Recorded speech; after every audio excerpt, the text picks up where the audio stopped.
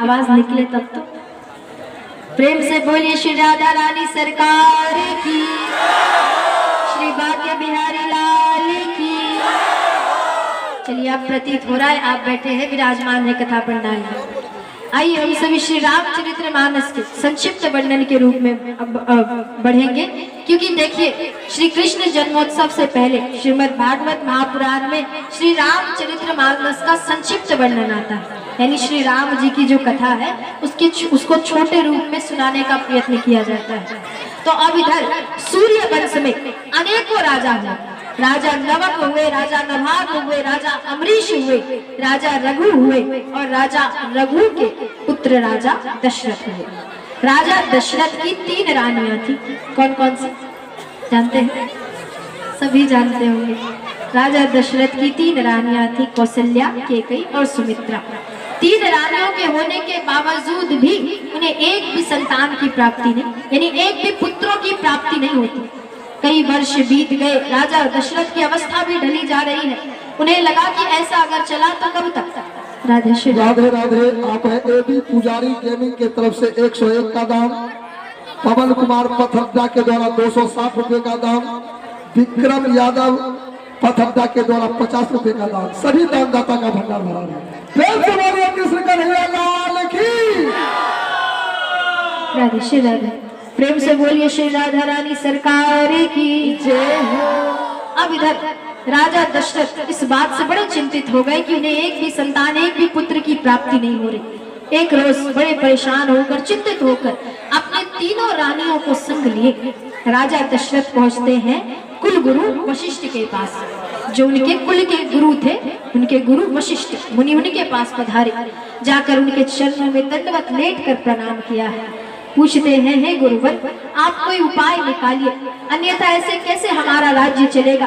मेरे आगे का वंश कैसे बढ़ेगा? आगे अयोध्या पर राज्य कौन करेगा? तो प्रभु मेरे लिए कुछ करिए, मुझे एक भी संतान की प्राप्ति नहीं हो रही। कुल गुरु वशिष्ठ जब इस प्रकार दशरथ जी की करुणामयी पुकार सुनते हैं तो उन्हें दया आ गई। वशिष्ठ मुनि कहते हैं कि सुनिए राजा, मैं तो आपके लिए कुछ नहीं कर सकता, मेरे पास कोई उपाय नहीं है, मेरे पास इतनी शक्ति नहीं है कि मैं आपके लिए कुछ कर सकूं, लेकिन मैं आपको एक उपाय बताता हूँ। यहाँ से कुछ ही दूरी पर जंगल के बीचों बीच एक मुनि रहते हैं, एक जोगी रहते हैं जिनका नाम है श्रृंगी मुनि। आप उनके पास जाइए, जाकर उनसे खूब प्रार्थना करिए, उनके सामने खूब अर्चना करिए। अगर वो प्रसन्न हो गए, अगर वो मान गए, तो वो एक पुत्र कामेष्ठी यज्ञ कराएंगे जिससे आपको 4 पुत्र रत्नों की प्राप्ति होगी। राजा दशरथ को सारी बातें समझाई। दशरथ जी बड़े प्रसन्न हुए। 3 रानियां कहने लगती है, तब तो तुरंत जाने की व्यवस्था कराई जाए, हाथी घोड़े मंगाए जाए, राजा दशरथ के जाने की व्यवस्था कराई जाए। वशिष्ठ मुनि कहते हैं, सुनिए रानियों, आपके जो स्वामी है ना राजा दशरथ, वो एक जोगी को मनाने जा रहे, एक तपस्वी जिसने इन सभी चीजों का त्याग करके जो बैठा है, जिसे धन दौलत ऐश्वर्य, जिससे किसी चीज से कोई मतलब नहीं है। राजा दशरथ वहां एक जोगी को मनाने जा रहे, ना ही कि अपना अन्न धन, अपना ऐश्वर्य दिखाने जा रहे हैं। तो राजा दशरथ को एक साधारण मनुष्य के भांति ही बिल्कुल किसी गहने जेवर को धारण किए नंगे पांव उस जोगी को मनाने जाना होगा। वशिष्ठ मुनि सारी बातें समझाते हैं। अब दशरथ जी साधारण मनुष्य के भांति नंगे पांव जंगल के रास्ते चल रहे हैं। अनेकों कांटे, कंकड़, बहुत से चीज, पैरों में छाले पड़ गए हैं, लेकिन दशरथ जी हार नहीं मानते। अंत में श्रृंगी ऋषि के पास पहुंचे। और देखिए श्रृंगी ऋषि कौन है, इनका मैं आपको परिचय करा दूं। बहुत ही कम लोग ये बात जानते होंगे कि हमारे श्री राम जी की एक बहन भी थी, यानी हमारे दशरथ जी और माता कौशल्या से उन्हें एक पुत्री की प्राप्ति हुई जिनका नाम पड़ता है शांता। राजा दशरथ अपनी उस पुत्री शांता को अपनी साली को दे देते हैं, और वही शांता जब बड़ी होती हैं तो उनका विवाह श्रृंगी मुनि से होता है। यानी सीधा बात समझिए कि जो श्रृंगी ऋषि है ना, वो दशरथ जी के जमाई लगते हैं, अपने खुद के दामाद लगते हैं। खुद के दामाद को मनाने गए दशरथ जी, पैरों में लेटकर, चरणों में दंडवत प्रणाम करके, और इतना मना रहे कि आंखों से अश्रु धारा बह रही है। इस प्रकार करुणामयी पुकार को देखकर श्रृंगी ऋषि मान गए। कहते हैं राजन, आप एक दिन निर्धारित करिए, शुभ लगन मुहूर्त बताता हूँ, इस दिन आपके घर पधारूंगा। आप पूजा अर्चना की, यज्ञ की सारी व्यवस्था कर रखिएगा। मैं आपके घर पर पुत्र कामेष्टि यज्ञ करूंगा, जिससे एक नहीं आपको 4 पुत्र रत्नों की प्राप्ति होगी। 4 पुत्र रत्नों की प्राप्ति एक साथ होगी। इस बात को सुनकर दशरथ जी बड़े प्रसन्न हुए, महल गए हैं। अब जो दिन निर्धारित किया गया था, उस निर्धारित दिन पर श्रृंगी ऋषि अपने सभी संत टोली के साथ राजा दशरथ के महल पर पधारे। यज्ञ का आयोजन किया गया, पूजन अर्चना यज्ञ किया गया। यज्ञ के अंत में जो यज्ञ का कुंड होता है ना, जिसमें अग्नि जलाई जाती है, उस अग्नि कुंड से एक देवता अपने हाथ में खीर का एक पात्र लेके, खीर को लेकर बाहर प्रकट होते हैं। श्रृंगी ऋषि उस खीर को लेते हैं, दशरथ जी को देते हैं और कहते हैं, दशरथ इस खीर को ले जाकर अपनी तीनों रानियों में बराबर रूप से बांट दो। तीनों रानियों में बराबर रूप से बांट दो। दशरथ जी उस खीर को लेकर गए और तीनों रानियों में बराबर रूप से बांटा। अब इधर जो माता केकई थी ना, उनके हाथ का जो खीर था, एक चील उनके हाथ से खीर छीन कर ले जाता है और कहीं दूर एक पर्वत पर माता अंजनी तपस्या कर रही थी, बलशाली पुत्र के प्राप्ति हेतु। माता अंजनी किसकी माता है जानते हैं? कहिए। हनुमान जी की माता है। वो चील उस खीर को ले जाकर माता अंजनी की आंचल में डालता है। राधे श्री राधे। अब इधर तीनों जो भी दोनों रानियां थी, अपने अपने हिस्सों में से थोड़ा थोड़ा खीर माता केकई को देती हैं और तीनों रानियों ने खीर को ग्रहण किया है। तीनों की तीनों गर्भवती हुई। इधर माता अंजनी भी उसी खीर को खाकर गर्भवती हुई। इसीलिए कहा जाता है कि कहीं ना कहीं से राम जी और हनुमान जी भाई भाई ही हुए, क्योंकि जिस खीर को खाकर राम जी का जन्म होता है, राम जी का अवतरण होता है, उसी खीर को खाकर हनुमान जी का भी अवतरण हुआ। धीरे धीरे समय बीता। समय के साथ साथ चैत्र महीने शुक्ल पक्ष की नवमी तिथि अभिजीत नक्षत्र में अब इधर एक एक करके भगवान का अवतरण शुरू हो रहा है। माता कौशल्या से जन्म लेते हैं श्री राम प्रभु। माता केकई से जन्म होता है भरत जी का। माता सुमित्रा दो पुत्रों को जन्म देती है, लक्ष्मण जी और शत्रुघ्न जी। एक साथ राजा दशरथ के अंगने में आज उन्हें 4 पुत्र रत्नों की प्राप्ति हुई है। और देखिए, एक बात आपको समझाती हूँ, यहाँ माता केकई जिस पुत्र को जन्म देती है भरत जी और हनुमान जी का भी एक अलग से रिश्ता है, क्योंकि माता केकई के हाथ से ही खीर छीनी गई थी। और अगर आपने ध्यान दिया होगा तो हम हनुमान चालीसा में एक बात पढ़ते हैं ना, तुम मम प्रिय भरत सम भाई। राम जी ये बात कह रहे हैं ना कि तुम मुझे भरत के समान प्रिय हो। तो इसलिए क्यों कहा जाता है, अगर राम जी चाहते तो लक्ष्मण जी को की भी तुलना कर सकते थे, तुम मम प्रिय लक्ष्मण सम भाई। लेकिन ऐसा इसलिए कहा क्योंकि जिस खीर को खाकर भरत जी का जन्म हुआ, उसी खीर को खाकर हनुमान जी का भी जन्म हुआ है, तो इनका भी अलग से रिश्ता है। इसीलिए देखिए, हनुमान चालीसा में कही गई हर एक बात बड़ी सोचने वाली है, अगर बैठकर सोचा जाए तो।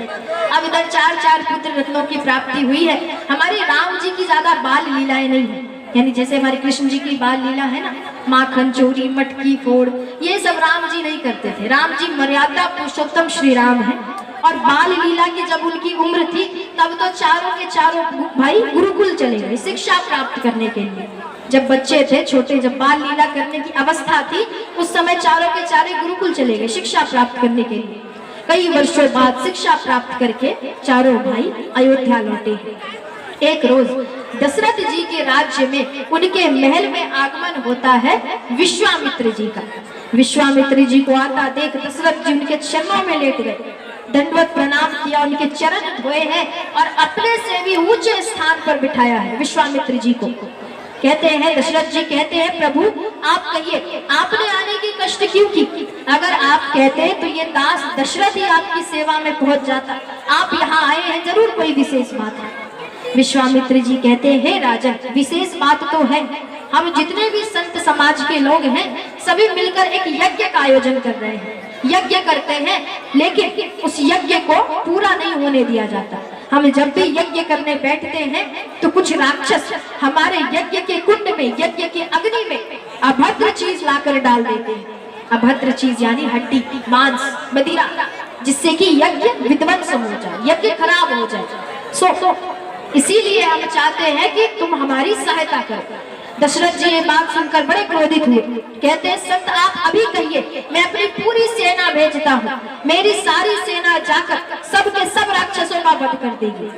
विश्वामित्र बोले इतना करने की जरूरत नहीं है, सब सेना अपने पास रखो, केवल मुझे राम और लक्ष्मण दे दो, यानी राम और लक्ष्मण को मेरे साथ भेजो। राम और लक्ष्मण इतनी विद्या सीख कर आए हैं, जरा इनकी परीक्षा भी हो जाएगी कि कितना सीख कर आए हैं। राम और लक्ष्मण को मेरे साथ भेजो।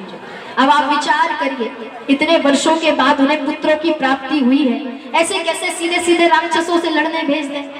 दशरथ जी को पुत्र का बड़ा मोह, दशरथ जी मान नहीं रहे थे, यानी उनका मन नहीं था भेजने का। इधर वशिष्ठ जो है, वशिष्ठ मुनि समझाते हैं, अरे दशरथ जी जाने दीजिए, अपने पुत्रों को भेज दीजिए। अगर चाहते हैं कि आपके घर में आपकी बहुएं आई तो आज अपने पुत्रों को जाने दीजिए, यानी इशारा देते हैं कि आज इनके जाने में लाभ ही लाभ है, कोई दिक्कत नहीं है, भेज दीजिए। सो दशरथ जी मान गए। राम जी और लक्ष्मण जी को विश्वामित्र के साथ भेजा है। विश्वामित्र जी के साथ श्री राम प्रभु लक्ष्मण जी गए हैं, जाकर अनेकों राक्षसों का वध किया। एक रात्रि के समय राम जी गुरु जी के विश्वामित्र के चरण दबा रहे थे। विश्वामित्र कहते हैं, हे राम, अगर तुम्हारी इच्छा हो तो यहाँ पास में ही एक मिथिलांचल नगरी है, यानी जनकपुरी है, मिथिला नगरी है, जहाँ पर सीता स्वयंवर का आयोजन किया गया है। अगर तुम्हारी इच्छा हो तो हम सभी सीता स्वयंवर देखने चलते हैं। राम जी को लगा गुरु जी की इच्छा है तो कैसे टाल सकते हैं, राम जी मान गए। और देखिए स्वयंवर का क्या अर्थ होता है आपको समझा दूं। स्वयंवर में जो कन्या होती है वो स्वयं से अपना वर चुनती है, यानी उनके राज्य महल में एक से एक जहाँ दूर दूर के राजकुमारों को निमंत्रण दिया जाता है, कन्या हाथ में वरमाला लेकर आती है और एक सिपाही उनके साथ होते हैं जो राजकुमार और राजकुमार की विशेषता बताते हैं। अब कन्या सारे राजकुमारों को देखती है, उनमें से उन्हें जो भी राजकुमार पसंद आते हैं या उनकी विशेषता पसंद आती है तो वो उनके गले में वरमाला डालकर खुद से अपने पति को चुनती है। उन्हें जो भी लड़का अच्छा लगता है, जो भी वर अच्छा लगता है, वो खुद से अपना वर चुनती है। इसीलिए इसका नाम दिया गया स्वयंवर, यानी खुद से अपना वर चुनना। लेकिन हमारी जो माता सीता है, इनके स्वयंवर में एक शर्त रखी गई थी। माता सीता के स्वयंवर में ये शर्त थी कि जो कोई भी शिव धनुष को उठाकर उस पर प्रतिज्ञा यानी डोरी चढ़ा देगा, उसी से माता सीता का विवाह होगा। क्योंकि एक बार जब हमारी माता सीता छोटी थी, बच्ची थी, तो माता सीता के जो पिताजी हैं जनक जी देखते हैं कि जो शिव धनुष बहुत भारी है, बहुत प्रतापी राजा, बहुत शक्तिशाली राजा मिलकर भी जिस शिव धनुष को नहीं उठा सकते हैं, उस शिव धनुष को माता सीता केवल एक हाथ से उठा लेती है। उसी दिन राजा जनक ये संकल्प करते हैं कि जो भी शिव धनुष को उठाकर इस पर प्रतिज्ञा यानी डोरी चढ़ा देगा, उसी से मैं सीता का विवाह करूंगा। ये शर्त रखी गई थी माता सीता के स्वयंवर में। अब विश्वामित्र की बात मानकर विश्वामित्र सहित राम जी लक्ष्मण जी तीनों के तीनों मिथिलांचल नगरी में पहुंचे। राम जी जैसे ही मिथिलांचल नगरी में आए हैं कि चारों ओर शोर मच गया है, क्योंकि राम जी जैसा और लक्ष्मण जी जैसा सुंदर कोई नहीं था। इतने सुंदर है प्रभु सावले, इतने सलोने सुंदर लग रहे हैं कि उनको देखने के लिए पूरी मिथिलांचल नगरी में शोर हो गया है। अब पुरुष तो है, जो भी आदमी लोग हैं वो सामने से जाकर राम जी को देख लेते हैं, लेकिन माताएं मर्यादा में, माता इतने लंबी लंबी घूंघट करके रखती हैं। अब सीधे सीधे जाकर किसी पराये पुरुष को देखना ये उनके लिए संभव नहीं था। तो जितनी माताएं थी सब की सब अपने छत की अटारियों पर खड़ी हो गई। अटारी यानी बालकनी समझिए। अपने अटारियों पर खड़ी होकर ऊपर से राम जी जिस गली से गुजर रहे हैं, राम जी के ऊपर फूलों की वर्षा की जा रही है कि कम से कम अगर ऊपर से फूल फेंका जाएगा तो एक ना एक बार तो चेहरा ऊपर करके देखेंगे ही कि फूल आखिरकार फेंक कौन रहा है। अब जितनी माताएं हैं, राम जी जिस गली से गुजरे ऊपर अपने अपने अटारियों पे चढ़कर फूल फेंक रही है। राम जी अपने सर को ऊपर करते केवल एक बार देखकर मुस्कुराहट दी है, यानी राम जी एक बार मुस्कुराते हैं, सब की सब मिथिलांचल की नारियां बावरी हो गई है, यानी पागल हो गई है। राम जी की मुस्कुराहट को देखकर, इतनी प्यारी मुस्कान है उनकी। अब राम जी लक्ष्मण जी विश्वामित्र जनकपुर पहुंचे, जनक जी के महल में। जनक जी उनका खूब आदर सत्कार करते हैं, रहने को स्थान दिया, उचित व्यवस्था कराई। रात्रि भर विश्राम करके प्रातः काल सुबह उठकर विश्वामित्र राम जी लक्ष्मण जी को आदेश देते हैं कि जाओ जाकर पुष्प वाटिका से कुछ फूल तोड़ कर लाओ, पुष्प वाटिका से कुछ फूल लेकर आओ, मुझे पूजा में जरूरत है। राम जी लक्ष्मण जी डलिया लेकर पुष्प वाटिका पहुंचे। केवल 2 ही फूल राम जी ने तोड़े हैं, ज्यादा नहीं, 2 ही फूल तोड़े हैं और पूरा सर पर पसीना टपक रहा है। उसी पुष्प वाटिका में हमारी माता सीता भी अपने सखियों के साथ पुष्प लेने के लिए, फूल तोड़ने के लिए पहुंची। और यहीं पर फूल तोड़ने के क्रम में ही प्रथम बार माता सीता श्री राम जी के दर्शन करती है। राम जी के जैसे ही दर्शन किए हैं, डलिया पे नजर पड़ा राम जी के डलिया पर कि मात्र उसमें 2 ही फूल हैं और राम जी के सर पर इतना पसीना। माता सीता ये देखकर गौरी माता से प्रार्थना कर रही है, कहती है हे गौरी मैया, मुझे पति रूप में तो ये सांवले वाले ही चाहिए, लेकिन ये सांवले वाले तो इतने कोमल लग रहे हैं कि 2 फूल तोड़ा है और इतना पसीना सर पर। माता आप एक काम करिएगा, जब हमारे ये सांवले वाले प्रभु धनुष उठाने जाएंगे ना, तो धनुष को फूल के समान हल्का कर दीजिएगा। ये प्रार्थना माता सीता माता भवानी से, गौरी मैया से कर रही है कि हे गौरी मैया, जैसे आपको भोलेनाथ आसानी से मिल गए, जैसे भोलेनाथ की प्राप्ति आपको हुई है, वैसे भी हमारे सांवले वाले प्रभु की प्राप्ति करा दीजिएगा। प्रार्थना करती हैं। अब बारी आती है शिव धनुष को तोड़ने की। स्वयंवर का आयोजन किया गया। देखिए, आपने कभी रामायण देखी है? कहिए रामायण देखी है टीवी पर? अच्छा, तो हम रामायण में क्या देखते हैं कि उसमें जब स्वयंवर का आयोजन किया जाता है तो दिखाया जाता है कि 10,000 राजा आयोजित बुलाए गए हैं। 10,000 राजा को सिंहासन पर बिठाया गया है, बीच में धनुष को रखा गया और महल के अंदर ही स्वयंवर हो रहा है। लेकिन असलियत में ऐसा कुछ नहीं होता है, महल के अंदर स्वयंवर नहीं हुआ था। अगर आप कभी जनकपुर जाएंगे तो आपको पता चलेगा कि एक बहुत बड़ा मैदान था जिसके बीचों बीच शिव धनुष को रखा गया और चारों ओर से 10,000 राजा बैठे थे। बीच में हमारे जनक जी को सिंहासन दिया गया था। इस प्रकार से स्वयंवर का आयोजन हुआ था। अब स्वयंवर में राम जी लक्ष्मण जी और विश्वामित्र जी भी बैठे हैं। स्वयंवर का आयोजन शुरू होता है। एक एक करके सबके सब राजा आते हैं शिव धनुष को उठाने के लिए, उस पे डोरी चढ़ाने के लिए, जैसा कि संकल्प है। उठाना तो दूर की बात है, कोई शिव धनुष को हिला भी नहीं पा रहा। शिव धनुष अपने जगह से टस से मस नहीं हो रही। इसके पीछे एक कारण है। देखिए, हमारी जो माता सीता है ना, वो धरती माता की पुत्री है, यानी माता सीता का जन्म नहीं होता। एक बार जब जनकपुर में अकाल पड़ती है तो जनक जी पानी के तालाब से इधर उधर कुआं खुदवाने लगे। एक जगह जब वो सूखे जगह खुदाई करवाते हैं तो एक मटकी में उन्हें माता सीता की प्राप्ति हुई है। माता सीता का जन्म नहीं होता, तो वो माता सीता को अपनी पुत्री मानने लगे। तो एक तरह से देखा जाए तो धरती माता ही माता सीता की मैया कहलाई है। तो एक बात बताइए, कोई भी माता अपनी लड़की के लिए, अपनी कन्या के लिए अच्छा वर ढूंढती है, अच्छा लड़का ढूंढती है, यानी अच्छा घर वर मिल जाए, और क्या चाहिए।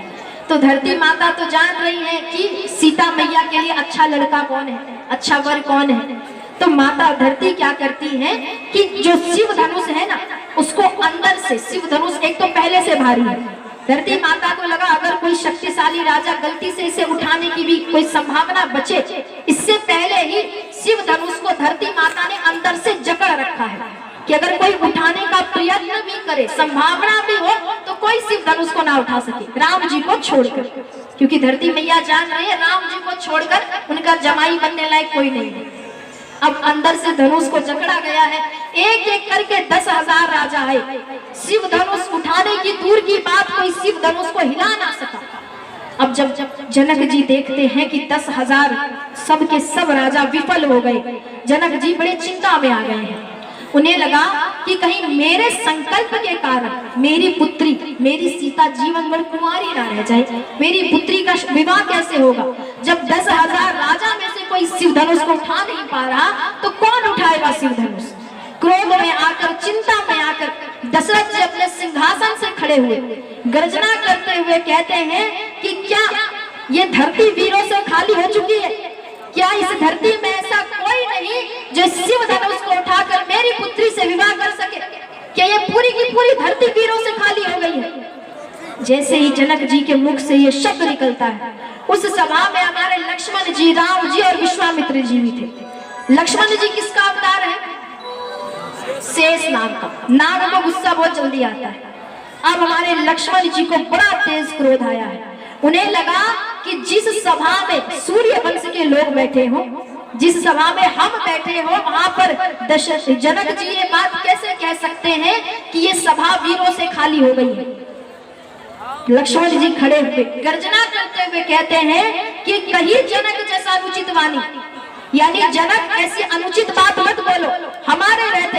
अरे हम सूर्य वंश के वंशज इस सभा में है, हमारे रहते तुम ऐसा कैसे कह सकते हो कि ये सभा वीरों से खाली हो गई। लक्ष्मण जी की गर्जना से पूरी धरती कांप रही है, उनके क्रोध से पूरी धरती कांप रही है। लक्ष्मण जी राम जी की ओर देखते हैं। राम जी मन ही मन इशारा कर रहे हैं, अरे छोटे भैया बोलना ही था, बोला ठीक है, लेकिन कुछ नाम के आगे श्री श्रीमान लगा लेते। यानी लक्ष्मण जी क्या कह रहे हैं? कहीं जनक जस अनुचित वाणी, यानी सीधा नाम लेके कह रहे हैं कि जनक उल्टी सीधी बातें मत बोलो। राम जी समझाते हैं, लक्ष्मण आगे चल के हमारे ससुर जी बनने वाले हैं, क्या सोचेंगे? सीधा नाम लेकर बोल रहे हो गुस्से में, आगे जी पीछे जी श्री श्रीमान कुछ तो लगा लेते, थोड़ी इज्जत रह जाती हमारी। अब लक्ष्मण जी को क्रोध में कुछ नहीं दिख रहा। लक्ष्मण जी कहते भैया आप एक बार बोलो, अभी तुरंत इस धनुष को यही तोड़ कर रख दूंगा, एक बार इशारा दो। राम जी मन ही मन कहते हैं, छोटे भैया सब काम आप ही कर दोगे तो हम क्यों आए? हमारे लिए भी कुछ रहने दो, हमारा भी कोई काम है, शांत हो जाओ। विश्वामित्र जी भी लक्ष्मण जी को शांत करते हैं, कहते हैं लक्ष्मण शांत हो जाओ, बैठ जाओ। उन्हें शांत किया गया। इतने क्रोध में थे कि अपने पैर की एक अंगूठे से धरती दबा रखी है, धरती धीरे धीरे नीचे जा रही है, इतने शक्तिशाली है लक्ष्मण जी। अब विश्वामित्र जी राम जी को आदेश देते हैं, कहते हैं राम उठो और जाकर जनक जी की चिंता की निवृत्ति करो, यानी जनक जी की चिंता को दूर करो। ये नहीं कह रहे कि सीधा शिव धनुष को तोड़कर माता सीता से विवाह करना है, घुमा फिरा कर बातें कहते हैं। राम जी उठे, गुरुदेव को प्रणाम किया, जाकर धनुष को प्रणाम किया है। अब जो धरती माता ने धनुष पकड़ रखी थी, धरती माता धनुष छोड़ देती है। राम जी धनुष को प्रणाम करते हैं, धनुष को उठाते हैं और जो ही प्रत्यंचा यानी डोरी को ऊपर लेकर जा रहे, डोरी चढ़ाने के लिए लेकर जाते हैं कि धनुष बीचों बीच टूट गई है। भयंकर स्वर के साथ एक बिजली चमकती है, बिजली चमकती है, भयंकर स्वर के साथ शिव धनुष वही बीचों बीच टूट गया और जितने भी राजा बैठे थे सबकी आंखों के सामने अंधेरा छा गया। यानी किसी ने नहीं देखा कि धनुष टूटा कैसे, क्योंकि अचानक से इतनी जोर बिजली चमकी, चारों ओर अंधेरा छाया और उसी बीच शिव धनुष टूट गया। कोई नहीं, किसी को ये पता नहीं चला कि शिव धनुष टूटा तो टूटा कैसे। लेकिन जैसे ही शिव धनुष टूटा है, माता सीता हाथ में वरमाला लिए पहुंची, राम जी के गले में डाला है। अब देखिए राम जी का तो विवाह हो रहा है, उनके कितने भाई कुंवारे बचे? 3 भाई। तो फैसला किया जाता है 3 भी कुंवारे क्यों रहे। जनक जी के एक चचेरे भाई थे जिनकी 3 पुत्री कुंवारी थी, तो फैसला किया गया कि ना चारों पुत्रों का विवाह, 4 भाइयों का विवाह एक साथ एक ही मंडप में करा दिया जाए। जनक जी पत्र लिखकर दशरथ जी को भेजते हैं। दशरथ जी से कहते हैं बाकी 2 जो दूल्हे बचे हैं, 2 दूल्हे और बाराती लेकर जल्दी जनकपुर पहुंचे। दशरथ जी बड़े घबराए हुए दोनों दूल्हे को साथ लिया, बाराती तैयार की, इतने प्रसन्न है कि उनकी प्रसन्नता का ठिकाना नहीं है। बाकी दोनों दूल्हे और बाराती को लेकर पहुंचे। 2 दूल्हे तो पहले ही आ चुके थे। अब 4 भाइयों का विवाह एक साथ एक ही मंडप पर संपन्न होता है। विवाह के बाद जितने भी बाराती थे, चारों दूल्हे, गुरुदेव, दशरथ जी, सब के सब भोजन करने बैठे हैं, यानी भोग लगाने बैठे हैं। देखिए मिथिलांचल का जो है ना एक नियम है, मिथिलांचल में, मिथिला भाषा में मीठी मीठी गालियों के साथ, मीठी मीठी गालियों के साथ स्वागत किया जाता है बारातियों का। दूल्हे का स्वागत, बारातियों का स्वागत गाली देकर ही किया जाता है, मीठी मीठी गाली, वो बुरी बुरी गाली नहीं जो आप सोच रहे हैं। अब मिथिलांचल की जितनी भी नारियां थी एकत्रित हुई हैं, राम जी, लक्ष्मण जी, भरत जी, शत्रुघ्न जी, विश्वामित्र, दशरथ जी, सब एक कतार में भोजन करने बैठे हैं। मिथिलांचल की नारियां आती हैं, उनके सामने खड़े होकर उनकी चुगली कर रही है। एक औरत देखती है कि राम जी कुछ खा नहीं रहे, क्योंकि राम जी थोड़े शर्मीले स्वभाव के हैं, जल्दी भोजन नहीं कर रहे, शर्मा रहे हैं। तो माता कहती है, अरे राम जी भोजन कर लीजिए, चिंता मत करिए, ये जो आपके थाली में परोसी गई खीर है ना, ये वो वाली खीर नहीं है जिसको खाकर आपकी माता गर्भवती हुई थी। ये साधारण खीर है, ज्यादा संकोच मत करिए, खा लीजिए। ताना दे रही है, भोजन पर भी ताना मिल रहा है। अब औरतें सामने खड़ी होकर सुना सुना कर कह रही है, अरे जानती हो सखियों, ये जो दूल्हे हैं ना, हमने सुना है 4 दूल्हे के 3 मैया हैं। 3 माता होते हुए भी तीनों की तीनों माता इतनी लापरवाह है कि दूल्हे को तो भेजा है लेकिन कुछ श्रृंगार नहीं किया, यानी थोड़ा काजल लगाती, थोड़ा सर पर चंदन लगाया होता। तीनों की तीनों माता आलसी, कोई कर्म की नहीं है इनकी माता, यानी दूल्हे के सामने इनकी माता को ताना मिल रहा है। जितनी सखियां सब मिलकर कह रही हैं, राम जी को उनके सभी भाइयों को ताना सुना रही हैं। आइए मीठी मीठी तालियों के साथ जो भी आज राम जी को ताना देना चाहते हैं, देखिए चिंता मत करिए, आपको कोई पाप या पुण्य नहीं लगने वाला। अगर आप सीता जी के तरफ से होंगे तो आप उनके कोई साली सरोजी लगेंगे, तो हम लोगों को कोई पाप नहीं लगेगा। आज राम जी को जी भर के ताना दिया जाएगा। जितनी माताएं हैं कह रही हैं, आगे माई दुल्हा सुंदर मुख पनवो नहीं। माताएं कह रही है कि दूल्हा तो फिर भी देखने में ठीक ठाक ही है, ज्यादा अच्छा भी नहीं कहेंगे, ठीक ही है, लेकिन इनकी माता इतनी लापरवाह निकली कि थोड़ा मुख में पान देकर भी नहीं भेजा। सब की सब माता, किसी को लाज शर्म ही नहीं है, बच्चे को जैसे तैसे भेज दिया है। तो माताएं कह रही है, आगे माई दुल्हा सुंदर मुख पनवो नहीं, आगे माई दुल्हा सुंदर मुख पनवो नहीं, आगे माई कौशल्या के लाज नहीं, आगे माई कौशल्या के लाज नहीं, आगे माई दुल्हा सुंदर मुख पनवो नहीं, आगे माई दुल्हा सुंदर मुख पनवो नहीं, आगे माई कौशल्या के लाज नहीं, आगे माई कौशल्या के लाज नहीं।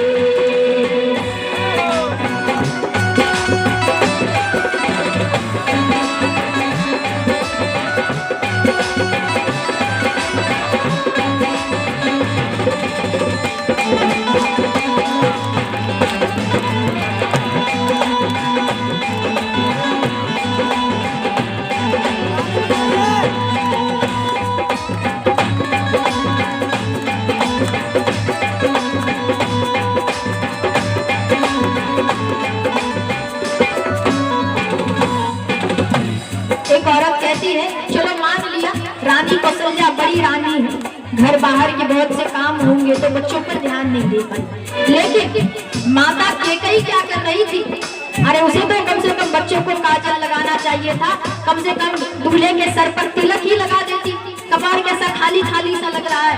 माता कैकेयी भी कोई कर्म की नहीं है, माता कौशल्या को ताना दे दिया गया। अब सब आते हैं माता कैकेयी पर, सब मिलकर कहती है, आगे माई दुल्हा सुंदर भाले चंदनो नाही, आगे माई दुल्हा सुंदर भाले चंदनो नाही, आगे माई दुल्हा सुंदर भाले चंदनो नाही, आगे माई दुल्हा सुंदर भाले चंदनो नाही, आगे माई के लाज नहीं, आगे